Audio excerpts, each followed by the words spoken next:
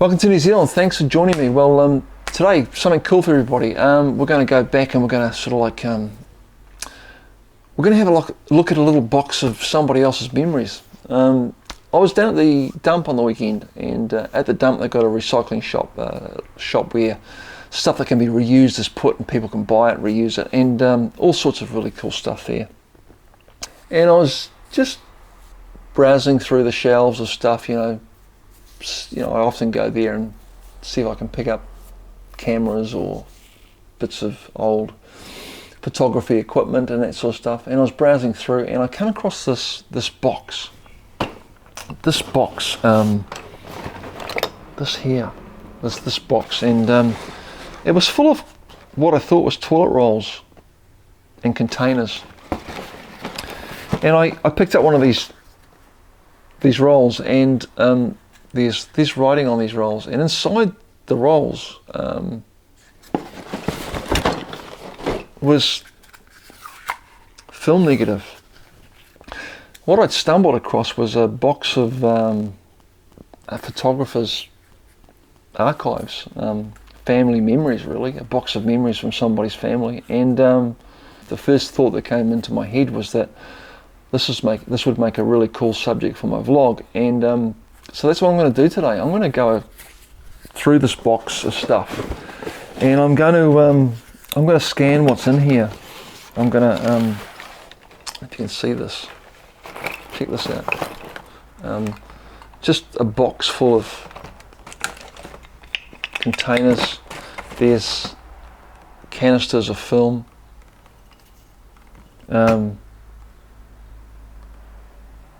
Just basically a box of film. And refocus.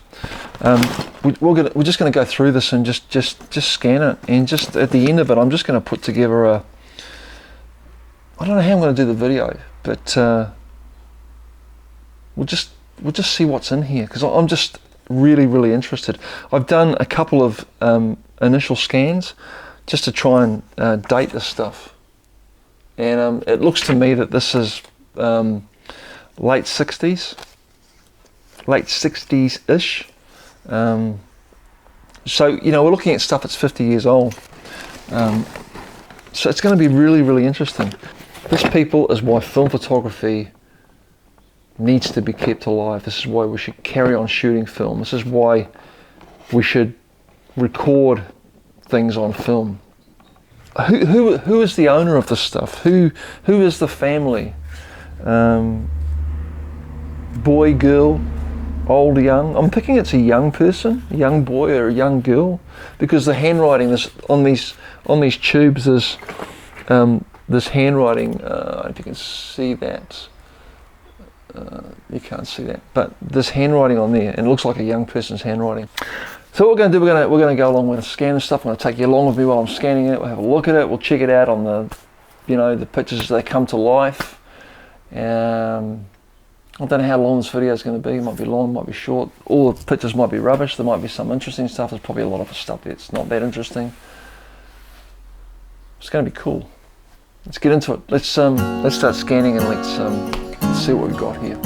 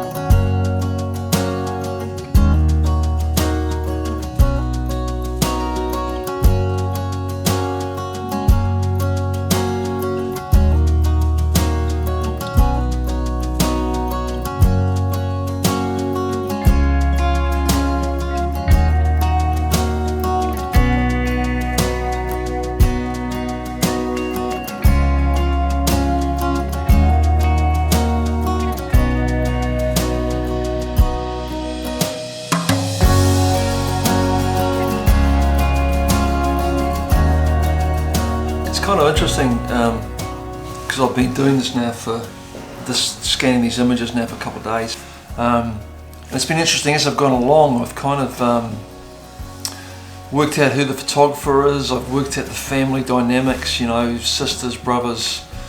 The first images are around about 1968, and the archive of photos that I've got here kind of cover about a 10-year period, I think. So I'm looking at the photographer.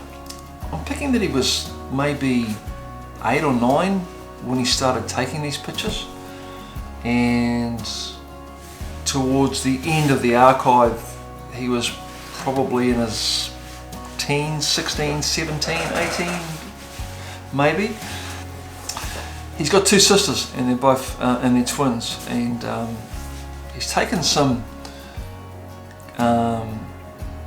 nice pictures of these girls, and then there's mum and dad.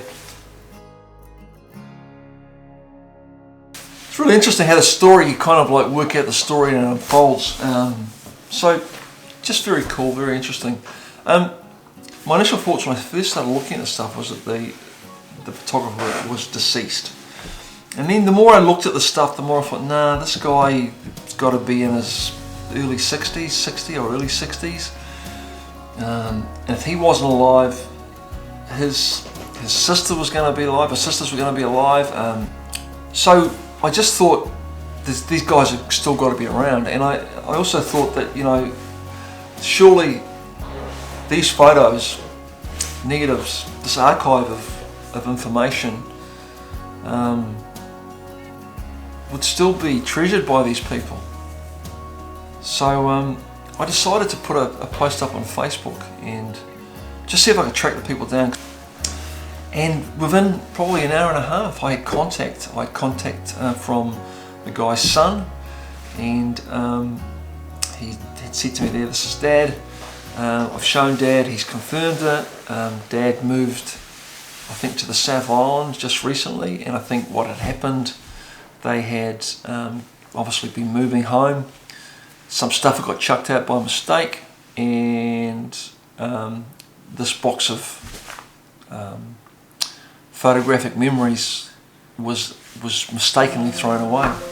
So he's coming over tomorrow, and I'll get a chance to meet him to give him back his photographs. I'm going to make some prints for him. I'm going to scan as much as I can. I'm going to carry on scanning, get as much scanned for him, and just give him the stuff back, which to me is like a really cool ending to the story, really.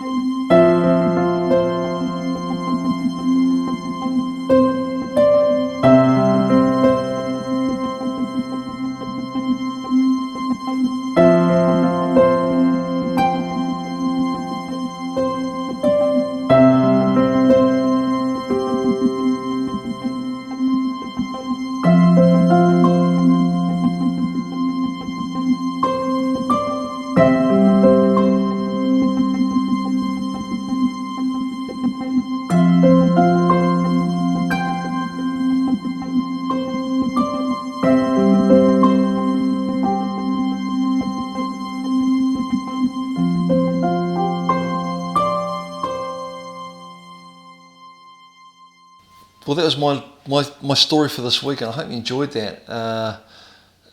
Basically what you saw just unfolded. I didn't plan to do a hell of all that stuff. It just happened as I was kind of going through it, and the fact that I got to meet Andrew was just a real bonus. And you know, just what a story, and just a kind of a surreal experience to actually film it and to go through it, and to meet Andrew after I'd been sitting down, looking at his pictures, kind of like getting to know the guy, getting to know his family, and then to actually meet him in person 40 odd years after the pictures had been taken was quite something. And you know, what was really interesting was that talking to Andrew as we were looking at the pictures, you know, he was saying that he'd never seen most of the content that he'd you know, he printed a couple of pictures off and that was it. So most of what he was seeing it for the first time, or just, you know, kind of reliving the memory of taking it. So that was just very cool. So I just want to thank Andrew for just letting me use this content and putting my vlog together. Really appreciate it.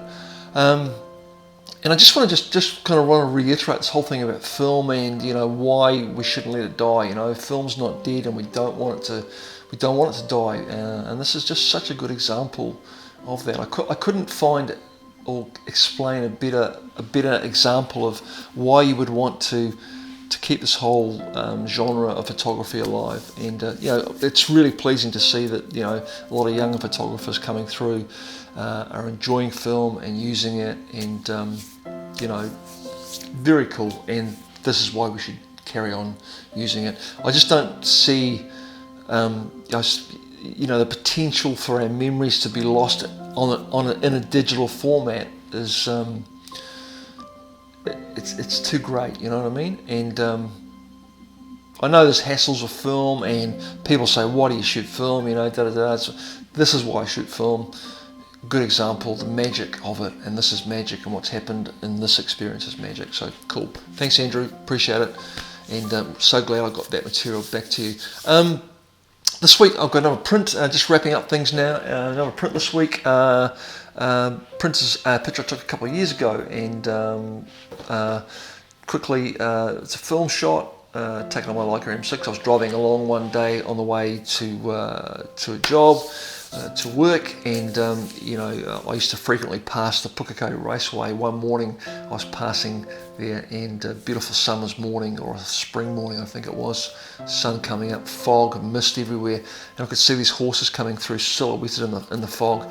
Stopped my car, jumped out, and made a beeline for the racetrack, and managed to catch this image. And it's one of my favourites I've taken. It's kind of yeah, it's one of my favourites of all time. So that's this week's print. Printing that out on Epsom traditional photo paper, soft gloss A4, available on an A4 only, 325 GSM. Is it GSM? GM square. So it's reasonably thick, you know. It's good quality paper. Go to my website, there's a link below if you want to purchase that print. If you can, you know, purchasing my prints is a way you can help me to keep the channel running. It keeps me fed, keeps food on my table, and helps me create this vlog. And if you want to keep the wheels rolling on this, it's a good way that you can do that. Also, another way is to subscribe to the channel as usual. Subscribe if you haven't subscribed to the channel, and share the videos. That's something I haven't really got into a lot, but by sharing my videos, by sharing my work, people get to see what I do and come on board, and it just helps propel my channel forward, and helps me to keep on creating content. Go check out my Instagram, Facebook, all those links below for that. Usual stuff, usual blurb. That's about it for this week. I think we're going to try and carry on with this whole content that you know, the theme that we've kind of gone with for the last 2 or 3 weeks. It's hard work, but I think it's worth it. You know, it's the direction I want to take the channel in. We'll still be doing other stuff. That's not going to end or disappear. But this is where I want the channel to go. This kind of, you know, story and storytelling stuff. So I've got a few things planned for next week. If they come off, it'll be good. And you can check that out if you come back again next time. So please do that. Until next week or next time you come back, take care. Haere rā from New Zealand. Goodbye. Thank you.